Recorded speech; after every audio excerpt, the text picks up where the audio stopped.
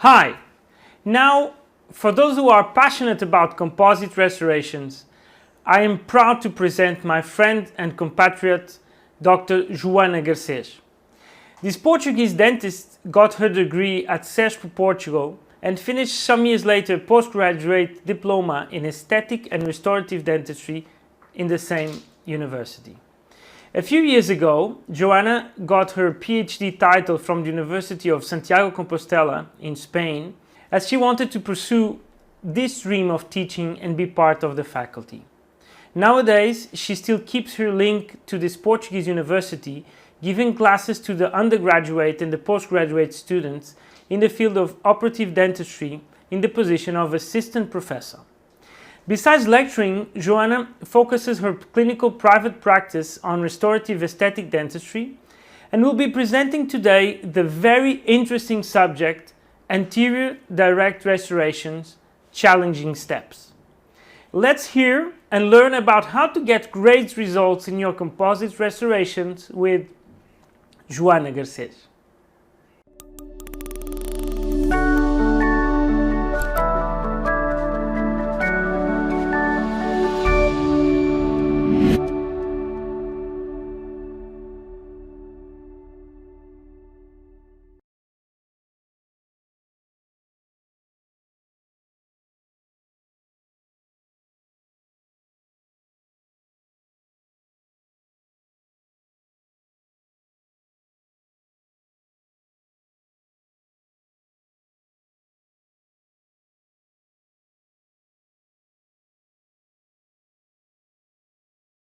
Hello everyone!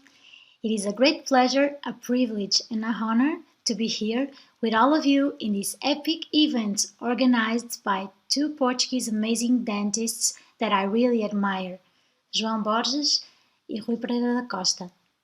My presentation here today focuses on anterior direct restorations and the challenging steps that we are faced with along the restorative workflow.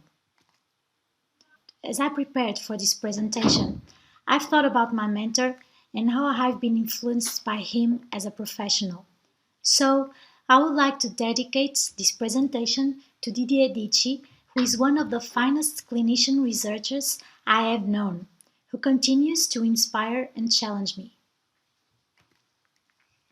Let me also mention my friend Pedro Samões, who has been working closely with me over the last years, a master clinician and also a master educator. And finally, before I start, just let me say a huge thanks to the team of remarkable and talented professionals who have been working with me to achieve the ultimate goal of teaching our postgraduate students at Instituto Universitário de Ciências da Saúde, Portugal. Biomimetics is a key concept in this presentation. As you know, in dentist, bio is the combination of biology and biomechanics. However, biomimetics will always be an utopia, since nature perfection is not achievable. For this reason, I prefer the term biosubstitution, since it is not my mission to play God, but to biosubstitute the absent or lost elements. All these bio words please me a lot since they underline the importance of biology and biomechanics. One of the most challenging aspects in restorative dentistry is the ability to match natural-looking restorations. To obtain predictable results, a methodology should be followed during each phase of the treatment. The main determinant of success in any direct adhesive procedure is based upon the operator's skill in optimizing diagnosis, treatment planning, sequencing, and execution of all operative stages. The key to delivering success is to dissect the challenge into a number of smaller steps which together lead to a good result. Let me share with you some of my clinical experience. The first case shows a young patient with both central incisors previously restored with composite resin. We can also observe a horizontal crack in the enamel that was formed due to previous trauma. Although composite resin restorations present a very mimetic behavior and chameleon effect on tooth structure, color assessment in aesthetic dentistry still is one of the most challenging steps due to the need to match the shade of the composite resin with a variety of shades and effects of a natural tooth. So, here is the basic question. How many layers do we need to obtain an acceptable aesthetic result with direct composite restorations? The natural layering concept was introduced in 1995 by Didier Dichi and published for the first time in 1997. It is based on the idea of approaching nature as closely as possible, using a simplified and more reliable layering approach. The build-up technique is made as easy as it can be, following the references of natural anatomy, dentin and enamel position and thickness, which greatly simplifies the clinical application. In this context, we can assume that dentin generates tooth color, and enamel acts like a filter which modulates dentin perception, produces translucency and opalescence. The selection of dentin shade starts in the cervical part of the teeth, where the enamel thickness is minimal and does not minimally interfere with the evaluation process. The selection of enamel is to be made visually where more enamel can be observed, namely in the incisal or proximal areas. In some cases, we can add some effects to create a lifelike shade effect in the incisal third. There are a number of effect materials conveniently packaged as flowable materials that we can use to mimic the natural incisal edge. Composite check using composite buttons can be very useful. Using a simple picture editing tool, we can better understand color. For instance, a black and white picture can be extremely useful to evaluate the value of the enamel mass.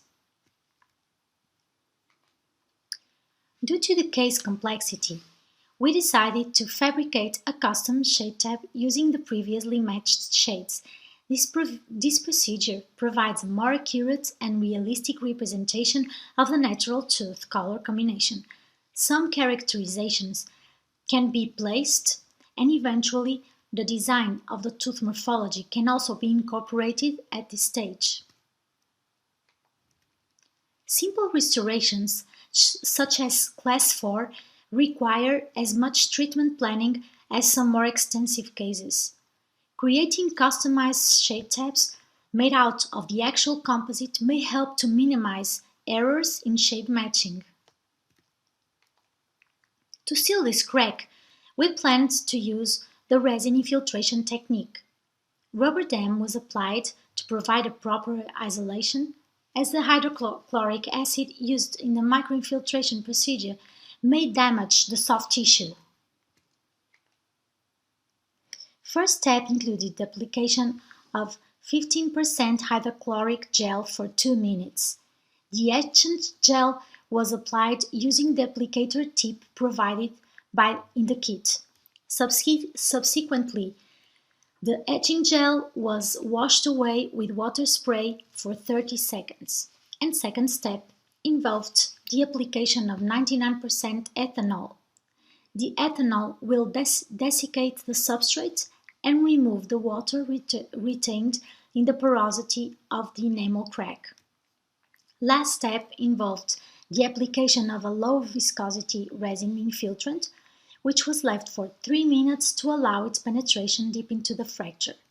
The resin was then light cured for 40 seconds. The transillumination of the teeth shows an evident change and the crack line became less evident after the resin infiltration. The surfaces were bonded with a 3-step etch-and-rinse adhesive system. Then, the build-up technique followed the references of the natural anatomy: dentin and enamel position and thickness.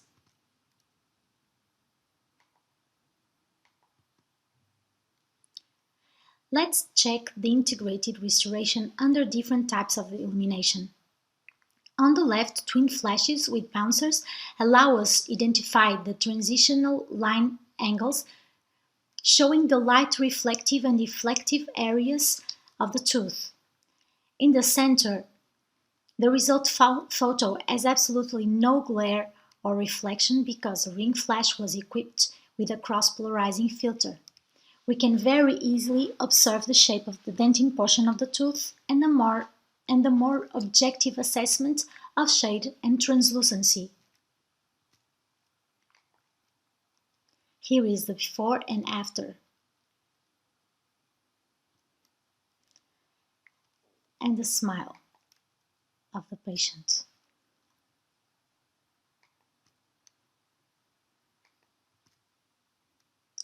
This young patient experienced a traumatic injury at 10 years old that fractured the crown of her central incisor. As you can see, the right central incisor has a notorious darker shade than the left one, which was her major concern. This is the smile after completion of internal bleaching. A much wider color was achieved. The asymmetry in the axis inclination and in the gingival contour of the two lateral incisors is evident. Therefore, a gingivectomy was planned for the right lateral incisor to establish the proper location of zenith points, followed by direct composite restorations in both teeth. With this in mind, a diagnostic wax-up was made. The wax-up might be done by a technician, although, with some patients, I'm the person in charge of it.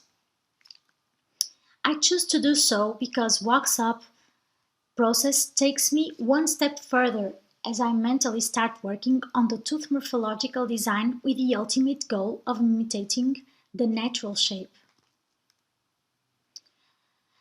A great portion of the old composite was removed, and then a coarse disc was used to eliminate the remaining material and to roughen the aprismatic outer layer. We can also use the disc to create a bevel with much more control and precision, given the fact that compared to a burr, the cutting action is very little.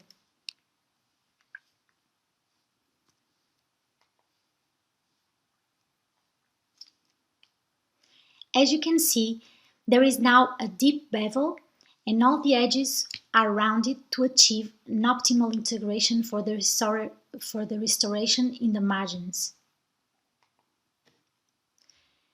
In this lateral perspective, we can see the palatal shell after curing. When done correctly, this wall has enough strength to sustain the following steps. From now on, the build-up technique follows the references of natural anatomy. The mamelons were created and modeled with A2 dentin. A discrete blue effect between the mamelons was used to enhance blue opalescent effects in the incisal edge. For the transparency and opalescent natural effect, an opalescent effect resin was applied between and slightly over the mamelons, and some little white spots were also added. After the dentin buildup, the proximal enamel contour was established by using curved, transparent matrices. Finally, the buccal enamel layer of A1 enamel was applied in a single increment. If possible, make it very smooth and uniform in order to save time during finishing procedures. The direct veneer build-up followed exactly the same layering scheme. And now we are facing the first stage of the finishing procedure, the macromorphology. We can use a pencil to mark the line angles to gain a better perception of them during finishing. The aim is to create the same morphological elements present in the patient's natural teeth, namely the proximal contours, the buccal and lingual profile, the transition line angles, and the incisal edges. For this purpose, we can use abrasive discs. In the occlusal view, you can appreciate the improvement on the buccal profile of the restored teeth. The next stage is to reproduce fine surface details with the help of a flame-shaped 40 microns diamond burr at low speed using an electric handpiece. Now we can define the secondary and the tertiary anatomy. At last, there is a three-step polishing system.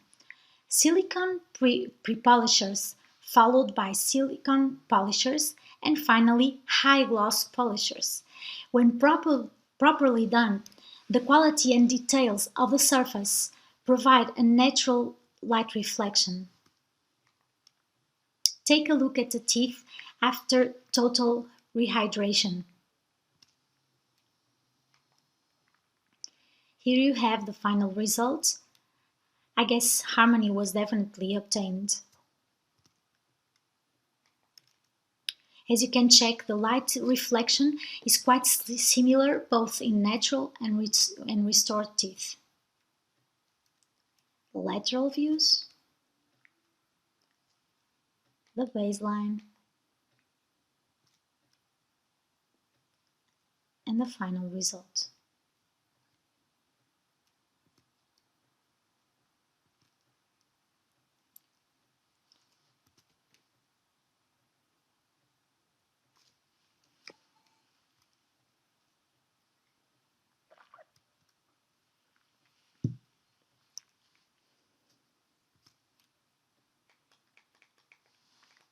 Okay, let's now step into the next case.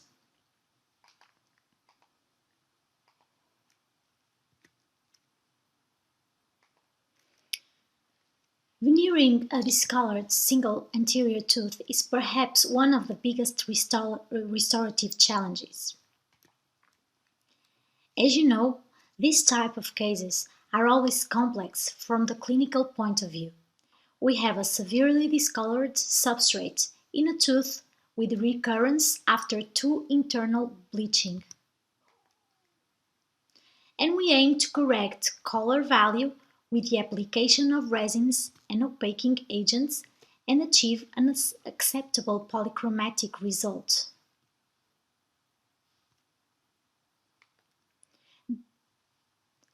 This procedure involves a sequence of precise steps and a demanding layering technique.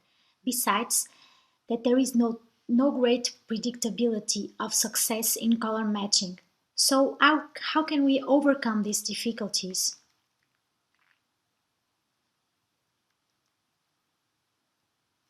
We can build our restoration directly on the prepared tooth without adhesion.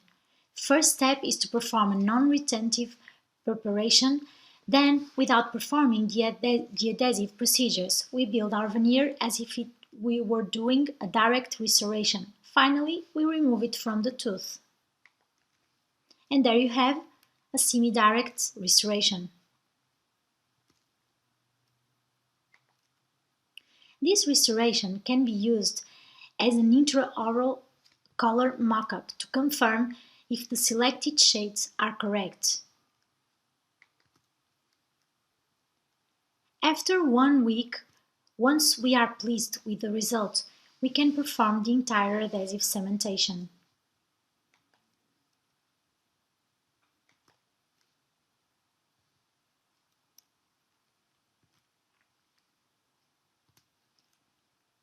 Sorry, I was about to show you. This is the veneer insertion using a heated composite technique, and now we have the final result. Perhaps I would have made some changes, however the patient was happy with the result, so we concluded the work.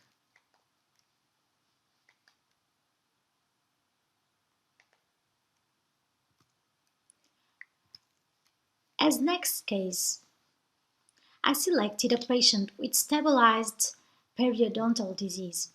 This type of cases frequently come into our clinical practice. The presence of black spaces becomes highly anesthetic, especially in young patients, and it often limits the dynamics of smile, as it happened in this case. In fact, this patient did not feel comfortable when she smiled. Given the current aesthetic requirement regarding smile, and considering that this type of cases are becoming more frequent, since the periodontal disease affects a large part of our population, in my opinion, composite resins must be considered an excellent restorative option. As you know, when the distance between the alveolar crest and the contact point is greater than 5 mm, the probability of losing papilla is high. This situation is typical in periodontal patients who lose interproximal bone consequence of their pathology, and even after stabilizing, as in the case of this patient, they have a compromised gingival display. So, which are our goals? The main variable to be controlled in these cases is the interdental morphology of the restorations that will play a fundamental role in the final aesthetic result. Using the mini-wings concept, it is possible to compensate the absence of papilla by creating composite extensions on the interproximal surface of the clinical crowns. Another suggestion is to use a more chromatic resin than natural teeth to create a shadow effect in the interproximal zone and not end with teeth that look too wide. It is important that the rubber dam is properly placed with proper invagination to ensure that the tissues are retracted and that there will not be any leakage during the restorative procedure. Rubber dam must be carefully invaginated around each tooth. All teeth to be restored must be thoroughly cleaned with airflow polishing. My tip is to start restoring your teeth on the palatal side.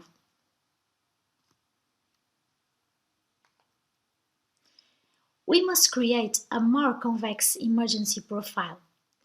In this case, this step was performed freehand, but we can also use a silicone index for this purpose.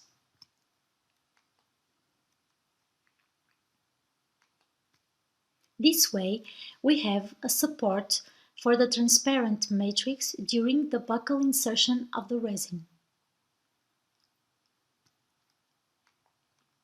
We must pay special attention to the finishing and the polishing phase.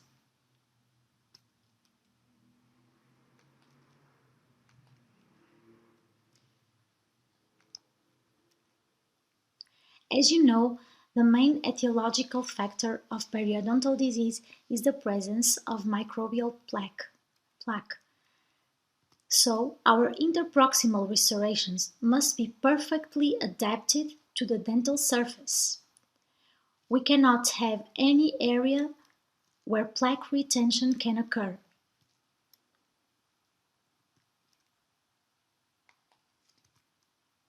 have a look at the X-ray images.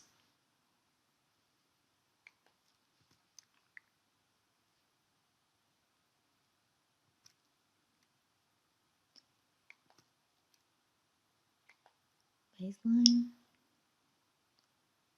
final, and this is the final, and this is the case 1 year after.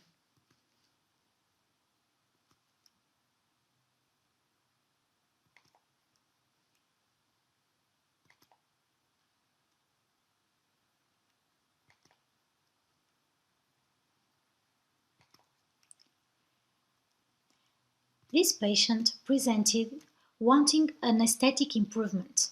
He was aware of the localized wear on his maxillary anterior teeth, and aware, although less so, of his mandibular anterior teeth. First step is the facial analysis. The main purpose is to draw the bipupillar line and the line of the smile so that we can transfer this information to the next step, designing the form and the position of the upper teeth. Let's analyze and understand in detail this smile. A digital smile design of the case was made based on the facial analysis. A digital smile design of the case was made. Based on the facial analysis, the patient desire and his personal character, we chosen teeth type between triangle and square shape. The domination of the form is related to his personality. The shape of the lateral incisors follow the shape of the central incisors. Additionally, the gingival level in the left central incisor was corrected using the digital measurements as a guide. Patient was then referred to the periodontist to perform the surgical correction of the gingival margin. All the pink and white zones were measured via the digital ruler, and this information was used to guide the wax-up. Actually, the correct wax-up of the palatal side of the teeth is the most important aspect, since it will allow the fabrication of the silicone index and facilitate the dental anatomy reconstruction. Shade selection was carried out as a first step. This was done with a prefabricated anatomic dual laminate shade guide. This approach enables the combination of different shades of enamel and dentin with immediate comparison with the tooth structure. It also allows obtaining direct visual comparison of tooth structure with enamel sample, the dentin sample, and the enamel-dentin combination in a single observation. Desculpem, mas não vai ser assim. Shade selection was carried out as a first step. This was done using a prefabricated anatomic dual laminate shade guide. Dentin shades were selected based on the chroma in the cervical and middle third of the teeth. A brighter enamel shade was visually selected to increase the overall value of the teeth to be restored. The manufacturer recommends blending the enamel dentin tabs with glycerin gel in order to reproduce the actual optical behavior of the corresponding layered restoration. Rubber dam was placed to provide a proper isolation. Teeth were cleaned and all restorative material was removed. Proximal surfaces were cleaned with abrasive strips and gentle bevels were created on the incisal edges to soften the optical transition from tooth structure to restorative material. A coarse finishing disc was used to roughen the aprismatic outer enamel layer. A palatal silicone index was fabricated from the wax-up, which was used as a matrix in the fabrication of the restorations. It is important that the palatal interproximal regions are well defined. This will prevent excess resin finding its way to the proximal regions. With the correct placement and adaptation of a metal matrix band, we can provide an adequate retraction of the rubber dam and create the cervical convexity of the left central incisor. This matrix allows some stability during the placement of a thin increment of flowable resin. With a corrected emergency profile, we are able to hold the rubber dam in position without the need to use floss ligatures. Here we can see the bonding procedures.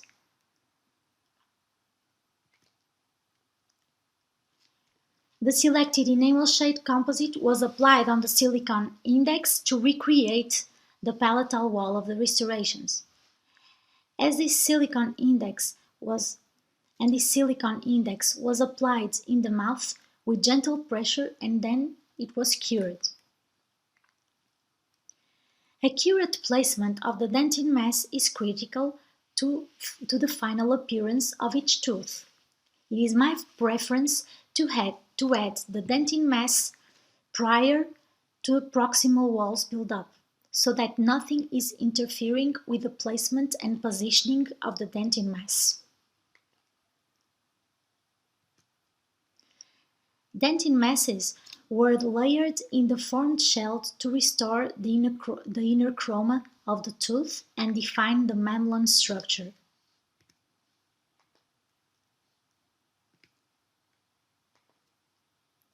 Some effect materials were added between the mamelons to create natural appearance of the incisal edge. Intensive white stains were applied in the tip of the mamelons. At this point, we selected a white effect material with moderate opacity, similar to dentin, to highlight the incisal halo. Finally, small amounts of blue effect material were added to the proximal and incisal regions.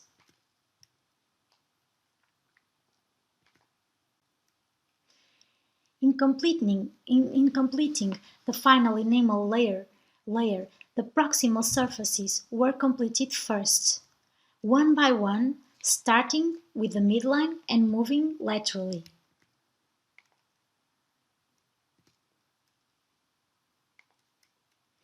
And finally, the buccal enamel layer applied in a single increment, being careful not to incorporate porosity in the surface. The restoration are refined with flame-shaped diamonds and abrasive finishing discs, and at this point, the restorations are not completely finished and polished. All the restored surfaces are rebonded with a low viscosity surface sealant, and final finishing, texture and polishing are carried out in a separate appointment, 1 or 2 weeks after. The advantages of finishing at a second appointment are numerous. Both patient and operator are not tired, and patient will have time to give us a more objective opinion about the restorations. After listening to the patient's feedback, final alterations may be made. This might include refining the patient's occlusion and checking excursive occlusal contacts and some adjustments of form. Lateral view. Here we can see the soft tissue architecture created by the emergency profile of the restoration.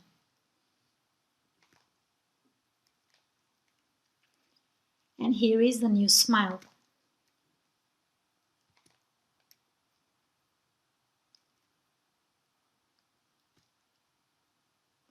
Using a minimally invasive adhesive approach, we can improve the smile of the patient just adding composite material to adhesively treated tooth surfaces without the need of preparation. Composite resin can provide an aesthetic and functional solution for managing worn teeth.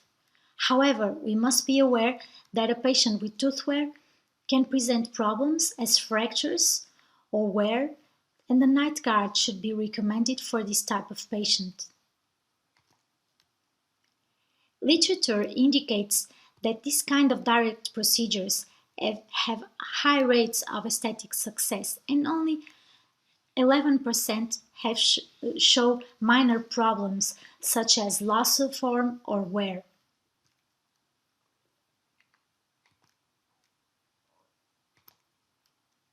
This young patient presented wanting an aesthetic improvement, and she was seeking a natural look. She was presented with a number of treatment solutions.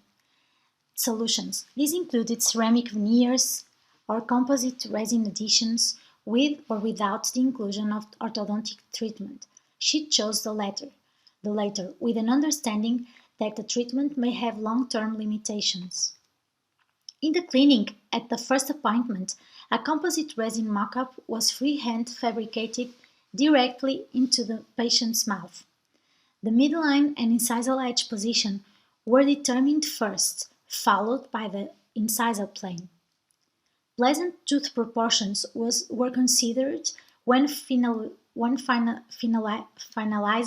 the aesthetic analysis. This helped provide clear direction so that an accurate diagnostic workup could be fabricated.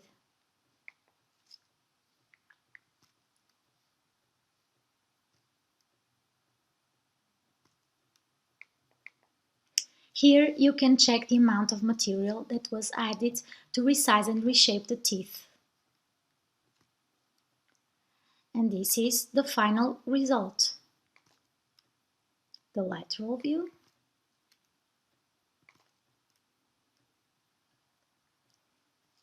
the intraoral photography,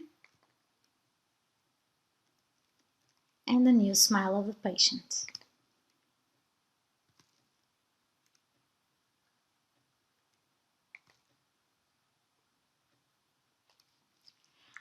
After 5 years, we can notice some alterations. We can see that there is some wear and loss of luster. No big deal. In a short appointment, we can repolish to regain surface luster that is commonly lost from direct composite over time.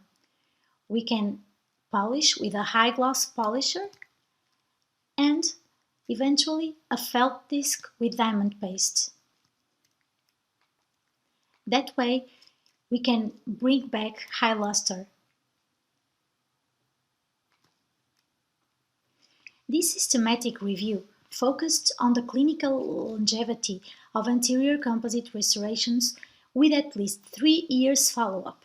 6 articles reporting follow-up periods over 10 years.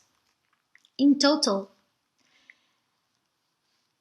many restorations were evaluated, and the total failure rate was 24%. Annual failure rates varied from 0 to 4%, and survival rates varied from 53 to 100%. We can conclude that composite restorations have been shown to perform favorably in anterior teeth. The main advantage of direct adhesive procedures is that they require minimal or no tooth preparation to enhance resistance and retention form. Multiple studies confirm that these conservative techniques offer a number of benefits compared to indirect restorations, including significant fewer endodontic complications, more favorable mode of failure, reintervention is easier as restorations are more reversible and amenable to repair, occlusal scheme can be assessed and corrected immediately, and there is a reduced risk of wearing the opposite teeth. Sorry, let's go back.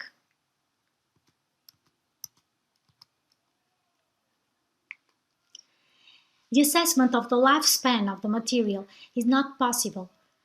Many factors affect the longevity of composite resin in the mouth, such as patient, operator, materials, and tooth-related factors. On the other hand, properties of the materials are being improved so that they can keep in mouth for a long time.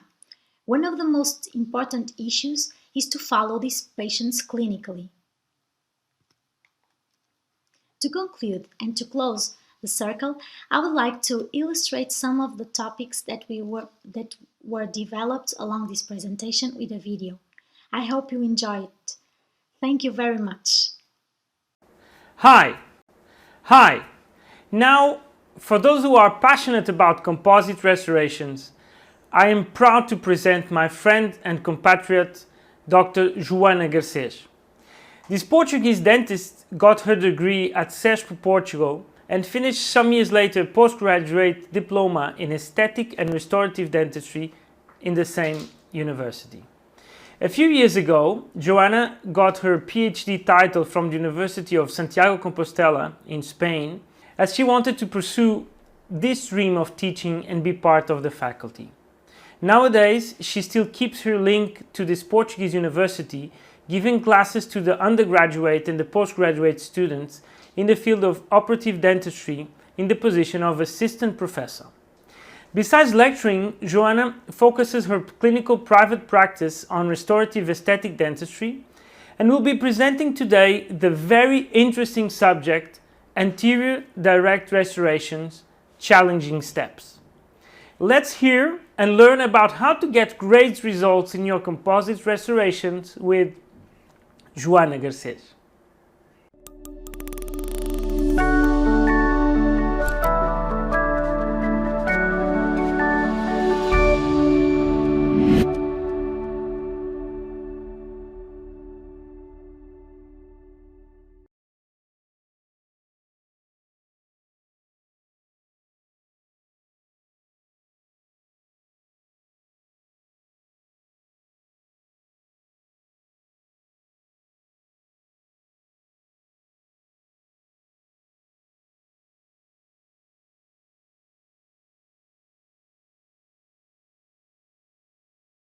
Hello everyone!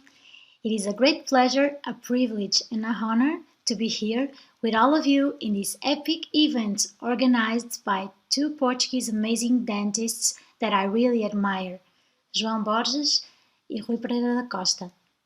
My presentation here today focuses on anterior direct restorations and the challenging steps that we are faced with along the restorative workflow. As I prepared for this presentation, I've thought about my mentor and how I've been influenced by him as a professional. So, I would like to dedicate this presentation to Didier Dici, who is one of the finest clinician researchers I have known, who continues to inspire and challenge me. Let me also mention my friend Pedro Samões, who has been working closely with me over the last years, a master clinician and also a master educator. And finally, before I start, just let me say a huge thanks to the team of remarkable and talented professionals who have been working with me to achieve the ultimate goal